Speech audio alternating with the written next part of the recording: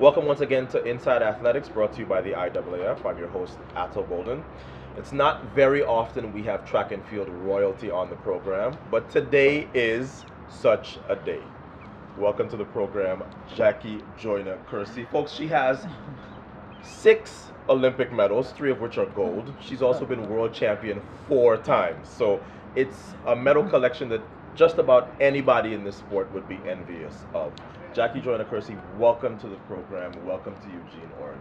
Thanks for having me. I want to ask you first, your heptathlon world record. You have been the world record holder in this event since 1986. The last one you set was in 1988. I want to ask you, the way I asked Mike Powell about his long jump world record, who on the horizon looks like they are even capable of approaching your record? You know, at one point when Carolina Clough was competing, Yes. and I thought she had the ability to break it, but then She didn't like the event. I know I had no idea that she didn't like the event and wanted to go triple jump Yes. and do the long jump. Yeah. But anyway, good for me, I guess. Really good for you. But now looking at Johnson Thompson From Great Britain. from Great Britain, Yes. and 21 years of age, but just to see her progression from what she was able to do in London Yes. in the 2012 Olympics and Yes. Ennis, being very consistent. But when I look at the numbers, I see Katrina Yes. really being one. Thompson. Yes, and then also Kendall Williams, even though she's young. Yes. I love United States. Yes, Mhm. I love to see the multi-events get back to a level of competitiveness on the American side. Yes. And because I do feel there's a lot of great talent out there, but right now Thompson, William, I just feel the way her development and growth, and she has time, Yeah. that there's a possibility. Now, a lot of track athletes of your era, they retire and you almost never see them around the sport again. Why is it that you've stuck around? What is it about the sport that keeps you coming back? You know what? I love the sport, and even when I competed, I gave my all, and I always saw myself as a mentor, Yeah. giving advice, even on the developmental side, because I really do believe in working with the grassroots, because a lot of times, even before people would see me, they would see me on the world class level, Yeah. like here at IAAF events, then, oh, you're on the scene, but I'm always the one that's in the background, helping the ones that's underfunded, that, no one knows about, but that's where our, national, we're state high school champions, national champions, and eventually Olympic hopefuls and Olympians, come from the grassroots program. So being on that level, even though it's hard, but I love it. But then also being able to come and see my friends, on the world class level, I love it. That's a lot of responsibility, though. There's so many track and field athletes that I have talked to over the past 10 or 15 years, and they're like, well, when I met Jackie, or when Jackie came to see me, or like Dawn Harper Nelson, she's like, when Jackie told me I could be great, that was all I needed.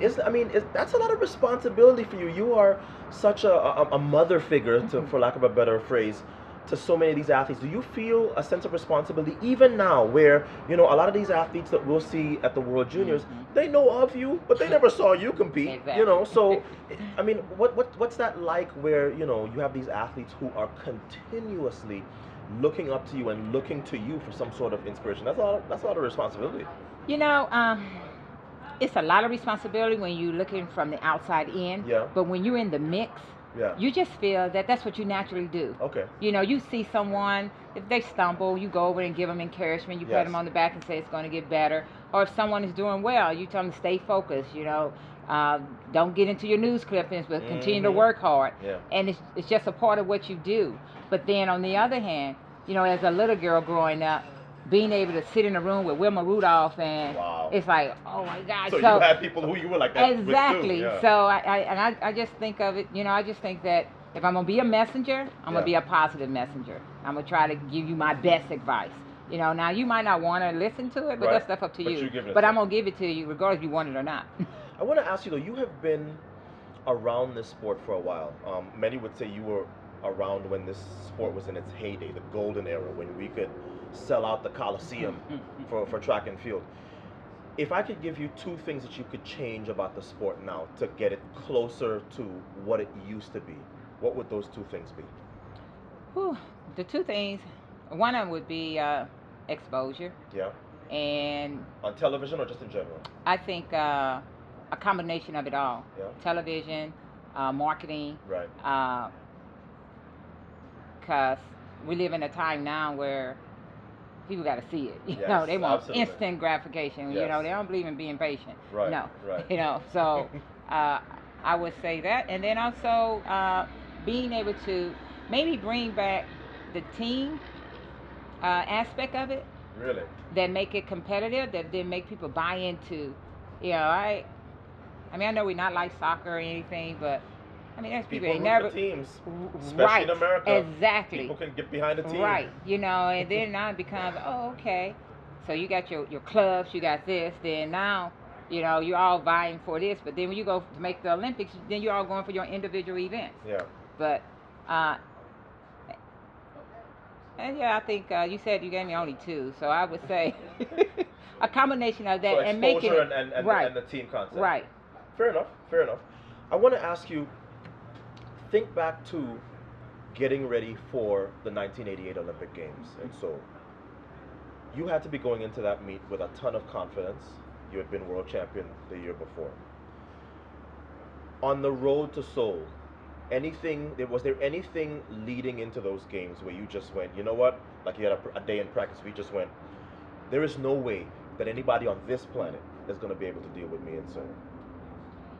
You know, that road to Seoul, I mean, it was really, it was tough, but the turning point was when we were at the, I can't remember, where were we at, Chiba, or a training site, and I was training doing the 800, and I was telling Bobby that, you know, I know we always want to come through 62, but I said, but for whatever reason, I get in the meet, I come through in 64.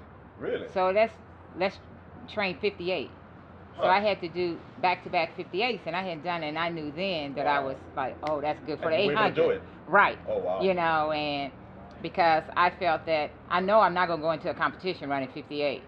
So I probably hit my 62.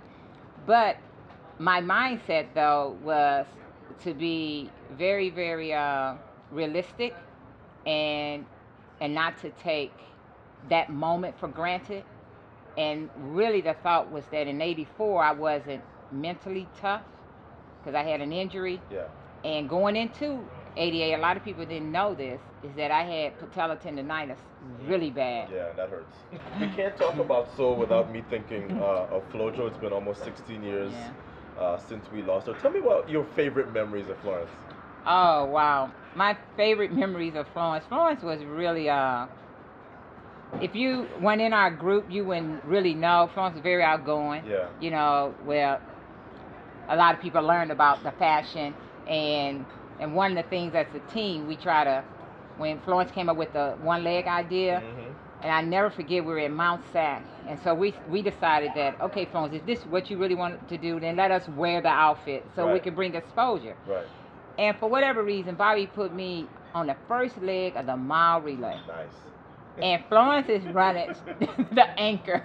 And I was like, Florence, I can't get in the blocks. My cheek. She said, Jackie, just run. Just focus on running. I'm like, when I say set. So there were some drawbacks to that one-legged outfit. Yes, because we were experimental, before she really got the elastic right. Right. Man, that one of the things would creep up. I was like, you got to go 400 meters. And you at Mount Sac. At that time, Mount Sac.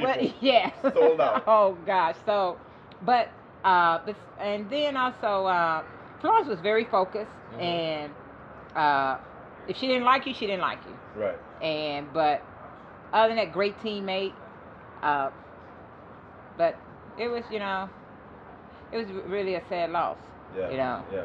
I remember seeing her just before I went to the Commonwealth Games, and then I came back and they said she had passed, and it was like surreal feeling, right? Right. Yes. Yeah. You and I both miss her. Let's bring it back to modern day track and field. We talked about the fact that your record has been there for a very, very long time. What about the long jump? It seems like the jumps that you guys were able to do in the 80s and 90s nobody really approaches them. For all the accolades and the medals that somebody like a Brittany Reese has won, there's still a gap. I want to ask you a question specific to somebody that may be out there and watching.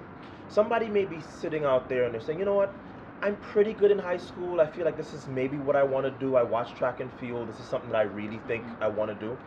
At what point do you know I'm capable of being a world-class hurdler, long jumper? Was there a time in your career where you just went, okay, it's clear now that that is the path that I'm on? I don't know when. Or does it take a coach to see you and sort of bring it out of you before you even know it's there? You know, your coaches see the potential in you. Right, even before you do right, sometimes. And they'll say that to you. Yeah. But it's the confidence that you lack or you have. So you didn't know it all before you got discovered? I mean, you were a great athlete in high school. You didn't right. know that I Olympic gold medalist could have been in your future? No, because all I want to do is get on TV. And I went and I thought I'd go to the Olympics. You know? Oh, so the Olympics is more about the TV than the gold medals. Okay, the truth comes out, huh? But I'm going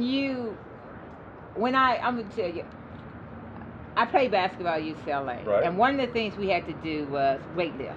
Right. But when you were younger coming up, they were like, if you weightlift, it's going to throw your shot off. Really? So when I would go into the weight room, we would just fill out the chart. And you wouldn't actually lift? No. Wow. And I didn't understand how important weightlifting was until I started running track. And when I went to Europe later on in the season, and then all of a sudden I'm like breaking down, and that's when I said, need to lift weights? Yes, because I saw the women, I was like, ooh, these girls are strong. And all I could think about was like, I just broke my, so then I realized that if I do my weightlifting, if I start taking this stuff serious, I can compete with them. Right. Because Bobby, when I was young, he would always say to me that, you could be a world record holder. I'm like, and you don't believe him? No, because you only look at your times. Right. You don't see the potential. You don't see the future. Right.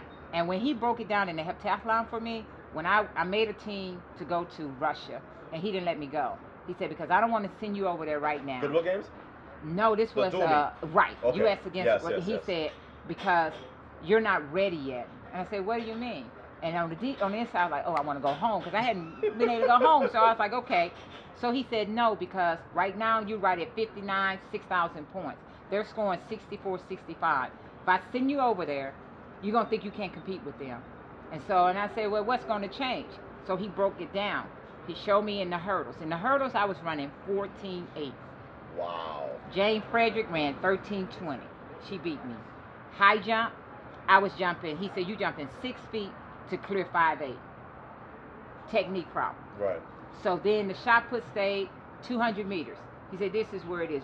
I'm running 23 seconds in the 200. Jane was running 25. He said, now why is it when I put the barriers in front of you, she can outrun you? Right. So that's technical. Long jump, you got it. He said, you made your mind up, you want to run it, because I ran 2:09 and 8. I would run in the back and just pick all the speed up. And he said that, but you got to give it time. While you playing basketball, you got to come out in the morning and you got to learn how to lay out. You can't be sitting over that bar, with that caboose you have on you. It's not going to work.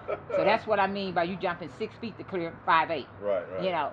So I said, oh, okay. It started making sense. So he had to sort of convince you by showing you on paper. Right. Look, if you can do this, which we know you can be a world record holder. And he told me how important technique was. Because, when you're younger, you don't care about technique. Right, you're like, oh, well, I've been winning, so I'm going to run the same way. Right. No. So then I learned it's like, because I used to come out there with knee pads on, volleyball knee pads, to run the hurdles. Yeah. Me and my team. We didn't want to hit our knees. Wow. But then it's amazing though, once you start getting it, because my goal was go from 14.8, 14.6. And I never forget when I was at UCLA, it was like, okay, I'm on my way, I'm going. It took me forever to get under 13 seconds, but then once you go, you just drop all of a sudden. And then you got the rhythm. Of course. And that became part of, oh, I could do this. But the physical part was there, but it's also the mental. Because you don't realize how important the mental is until you actually in the competition and all these different distractions that interfere with you focusing on trying to get the job done. Sounds like what you're saying is the coach that you have early in your career is absolutely critical. Yes. The teaching, yes. all of that. Because I see young people and people compare the times, and it's not really the times, it's preparing you. What I learned to do is to be consistent. Yes. I And you were wanted very to be. consistent, yeah. That's what I wanted to be consistent, because I figured that you would eventually learn how to win. Yeah. But I had to go through it and then learn something from each step along the way. And my goal was be in the top three. Top three makes the team. You know, doesn't matter, you're in the top three. Execute the numbers. Heptathlon Bobby saying, I need you to be able to execute a winning jump on the first jump.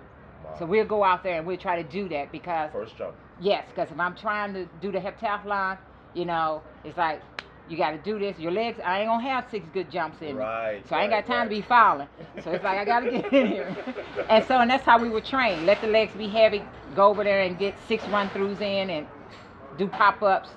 But let me tell you this true story. When I was deciding where to go to school, UCLA sent me the media guide, and I opened it and I looked. Mike Powell, Mike Marsh, Gail Devers, Jackie Joyner Kersee, Arthur Ashe, and I just went, well, first of all, I looked at you guys' collection of medals, and I went, my gosh. And then I figured out something in my own head. I said, if I go to UCLA and I get an NCAA title, I have like a 75% chance of winning an Olympic medal. That did it for me. So I have to tell you that your influence on the rest of the sport is documented, but you are a big part of the reason why I went to UCLA. So thank you for all you've contributed to this sport, and thanks for joining me. Thank you. Always good to see you. Always good.